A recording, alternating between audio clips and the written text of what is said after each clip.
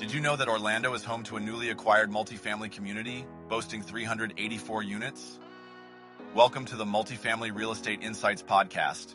I'm your host, Sandy MacKay. Let's get right to it. In a significant move within the multifamily sector, Atlas Real Estate Partners has acquired Perse Apartments, a substantial 384-unit multifamily complex situated in the Little Lake Bryan neighborhood of Orlando, Florida. This acquisition marks a notable expansion for Atlas Real Estate, known for their strategic investments in multifamily properties. The transaction was facilitated by Ted Taylor and Kyle Butler of JLL's Investment Sales and Advisory Team, who represented the seller, Tryon Properties.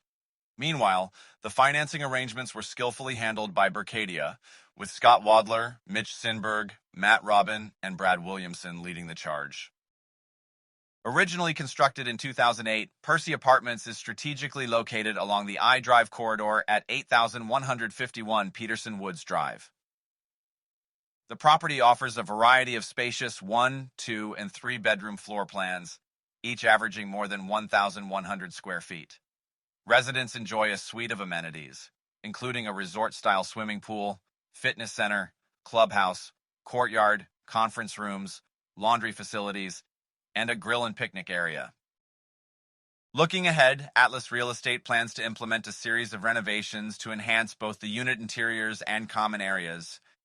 These upgrades include repositioning the swimming pool with a new sun deck and cabanas, as well as improvements to the fitness center and clubhouse.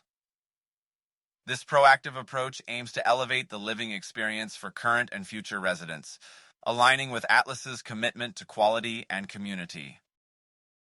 Canadian real estate prices have experienced a notable adjustment, although the extent of this shift has been somewhat exaggerated due to modeling biases. According to the Canadian Real Estate Association data, the composite benchmark price for homes in Canada fell by 0.2% in June, translating to a decrease of $1,600, reaching $688,600. This follows a broader double-digit correction in national home prices.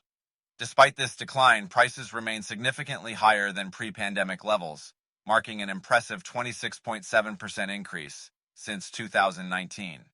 However, the correction has been primarily concentrated in two of the nation's most expensive markets. Ontario has been at the forefront of this correction, experiencing the most substantial boom and bust cycle in the country.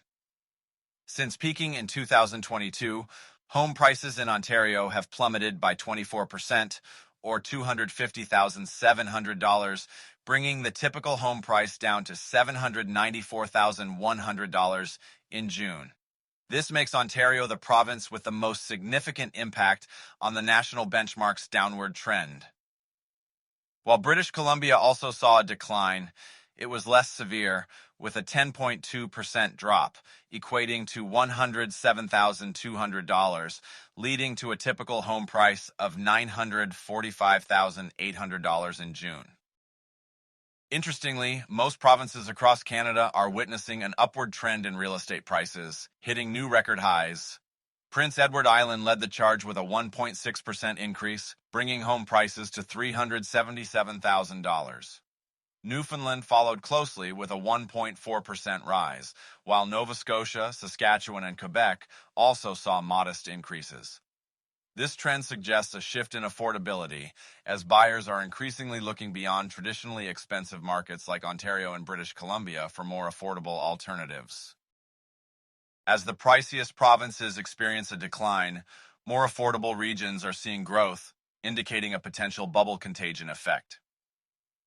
Buyers priced out of their local markets are moving towards areas with perceived relative bargains, often ignoring traditional market fundamentals. This shift could lead to a synchronized correction across these tethered markets if the anchor markets like Toronto continue to adjust. It is a fascinating dynamic, showcasing the fluid nature of real estate economics in Canada. In a recent development concerning tenant rights and landlord-tenant relations, about 100 households at 71, 75, and 79 Thorncliffe Park Drive in Toronto are facing a potential mass eviction. This situation arose after negotiations between the tenants and their landlord, Starlight Investments, broke down. The tenants had been on a rent strike for 2 years, protesting what they described as poor maintenance and unjustified rent increases. According to Manuela Vega from the Toronto Star, the tenants rejected the landlord's final settlement offer due to a non-disparagement clause. This clause would have prevented tenants from making any statements that could negatively affect the landlord's reputation. While the tenants agreed not to make false or defamatory claims, they opposed the broad, disparaging language, which they felt was an attempt to silence them.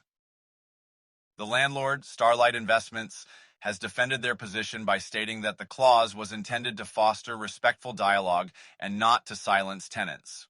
Additionally, Starlight emphasized their commitment to providing well-maintained homes, citing over $30 million in essential capital improvements at Thorncliffe Park. They also pointed to improvements in their Rent Safe 2 score as evidence of their efforts.